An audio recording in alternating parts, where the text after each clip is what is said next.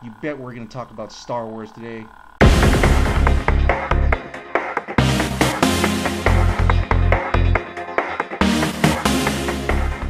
Hey, welcome back to the Ping Pong Flick Show. My name is Chris Wong. Today I want to start off with a little bit of promotion in the Twitter world, and that is FIONA at Fukujang0627 tweeted out that she is making a website.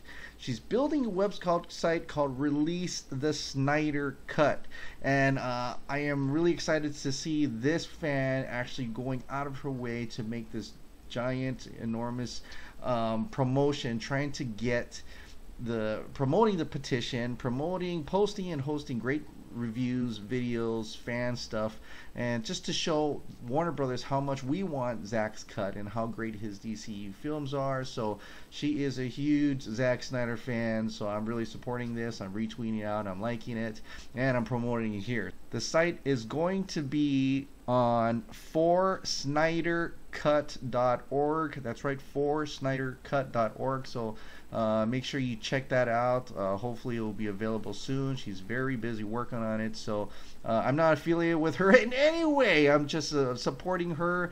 I'm a fan of hers as well as a fan of Zack Snyder, so I really hope that Warner Brothers is listening and actually releases or puts together a cut of Zack Snyder or originally whatever was shown and digitally improved and things like that. So I liked Justice League a great deal, but I feel this is not a connected story to the actual Zack Snyder story. So I really feel there is a Zack Snyder version out there, some version out there, and I would really love to see it. So support the site, and retweet if you're on Twitter, retweet that, tweet that out, and make sure you support that. Okay, all right. So now on to the news, DCEU news that I've seen is that the Arrow show can't use Deathstroke again because Joe Manganiello is bringing him to the big screen. So apparently, because Deathstroke's in Arrow and they're gonna make a movie, they can't use him twice. It's kind of funny that way, because in our world, in DC world, we kind of think of it as like an Elseworlds thing, it's like, or a multiverse thing. It's another universe. It's fine for us, but unfortunately they decided to tell them you can't rent this guy anymore, and we're going to use him in the movie. So this is what Guggenheim, who is the producer, Mark Guggenheim, who's the producer of Arrow, he said at Ace Comic Con earlier this month. He said that these are DC characters. We're just renting them, so we use the characters that they tell us we can use them when we can use them, and we work around whatever limitations that places us. For a time they were saying you can't use Deathstroke, and that changed, and we were able to have Slade Wilson back on the show, and now we're back to you can't use him. They're working on the feature film version. It really is sort of, now that you've got obviously Slade, spoiler alert, Deathstroke appears at the end of the Justice League movie. So yes, he does appear at the end of the Justice League movie, and he is getting his own film, being directed by Gareth Evans, the dude who made The Raid. So you can start to see, kind of visualize what a kick-ass Deathstroke movie this could really be. Imagine The Raid, but with superheroes, even though those guys were like doing some martial arts stuff that was really superhero-like, but you have that grittiness, you've got that, hopefully that violence that they can put in, and you come to us a really successful Deathstroke movie, I believe, at least in parts of the action and the material and the high octane thriller of it. So really looking forward to see what that really comes out, how that comes out. So Joe Manganiello, Deathstroke is now feature film. Despite all the different issues, it seems like it's still going ahead. They're still going to make the Deathstroke movie. They're telling the Arrow guys, you can't use Deathstroke right now. We're about to make our movie. So for fans of the Deathstroke or fans of Slade Wilson, you should be happy to hear that he is coming to the big screen. And hopefully we'll have more news from him, maybe at San Diego Comic-Con, or maybe even earlier than that in January. So now it goes to another Star Wars semi-rant, if you will. And you may be tired of it already, and I'm tired of it. But there's these little news and tidbits that come out that just upsets me, because I've been so disappointed. I was I was looking forward to The Last Jedi. This was supposed to redeem my year. This was supposed to be the end of the year and say, this is it. This is the movie to watch this year. And it fundamentally disappointed me. But this came out. Someone tweeted this out. I retweeted it. And it's the title is this. This is from Independent and UK. And it was back in January 13th of 2016.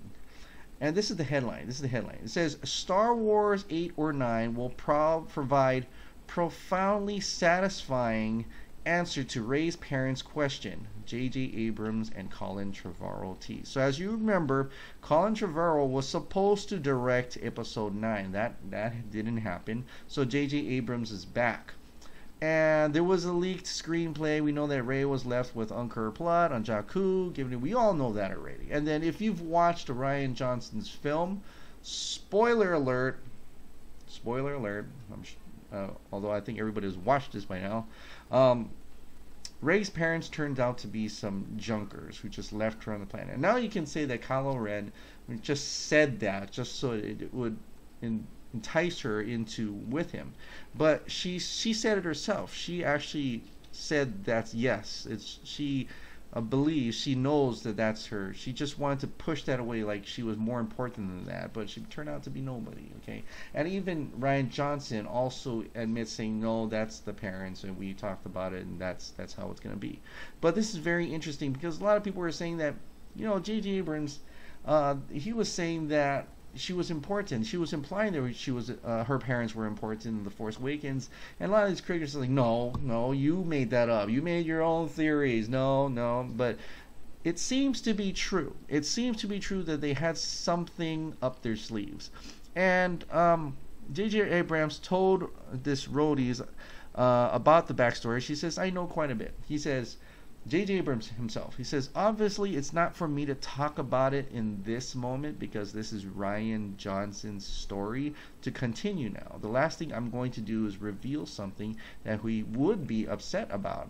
I want to make sure that Rian gets the courtesy that he showed me. That's very interesting.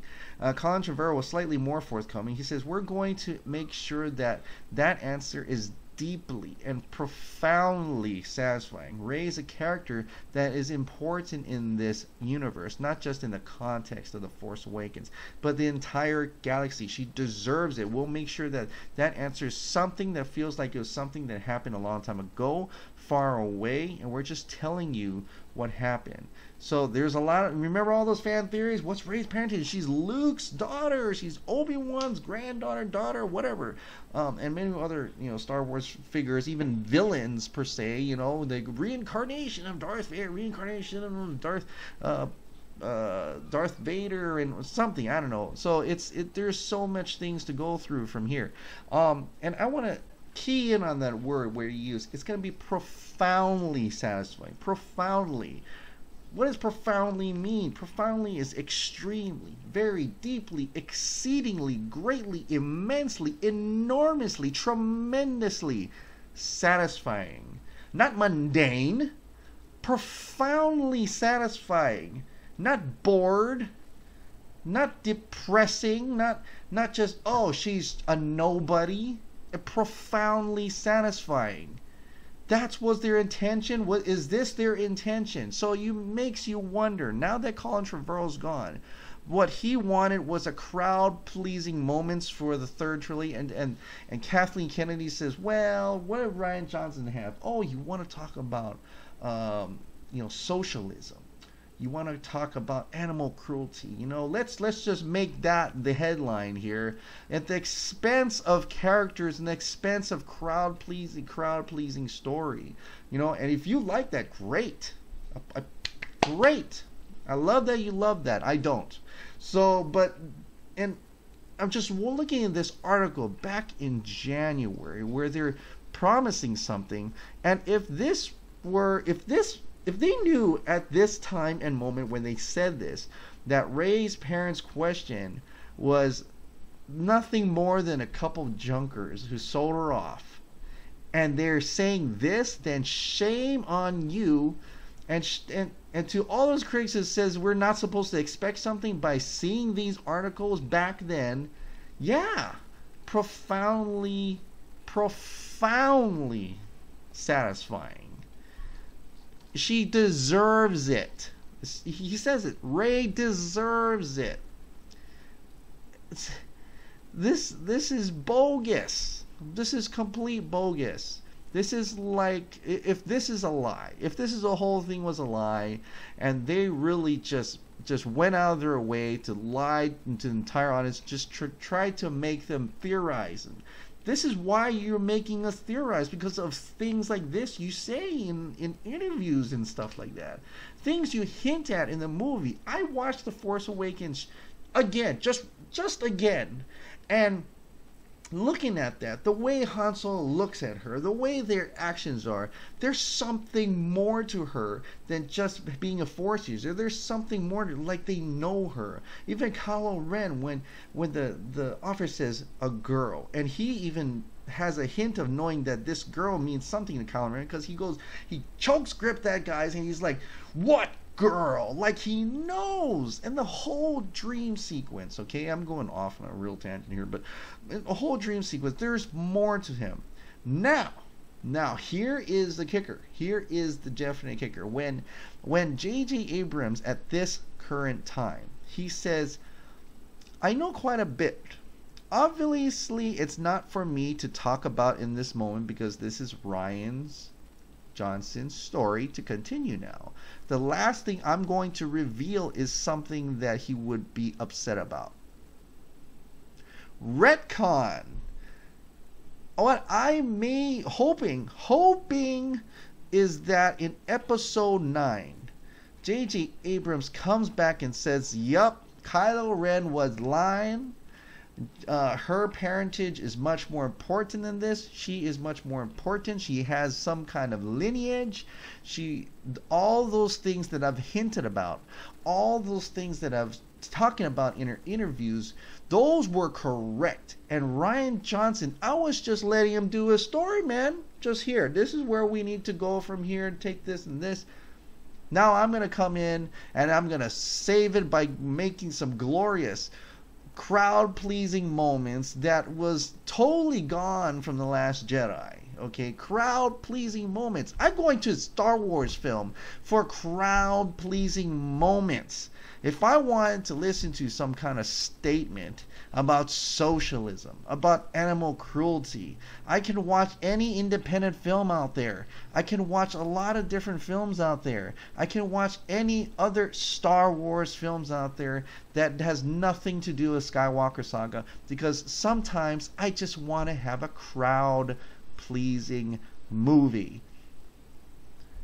And all the promises, all the hopes that J.J. Abrams has plotted into The Force Awakens, and you're saying he's also the executive producer too on these other 3 films, then, and if he's been lying this whole time, and this is the direction that he believes that Rian Johnson is going through, then shame on him for going outright and lying out to the public, saying that there is more to the story.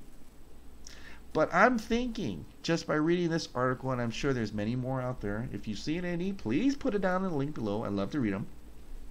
Is that J.J. Abrams has plans for episode 9. And it probably doesn't really connect too much to Rian Johnson. I mean, it'll connect linearly, sure. But whatever Rian Johnson's story he wants to tell, he's going to let him do it. But he's going to go ahead, and he wouldn't even mind just retconning something, changing something, or adding something to the story that would make it more sensible to The Force Awakens from before. That's what I'm thinking. That's what my hopes are in any way. But what do you guys think about this article? You know, I'm going to put this article into my comments. I know I've been kind of lacking in putting article links in my I'll try to do that more.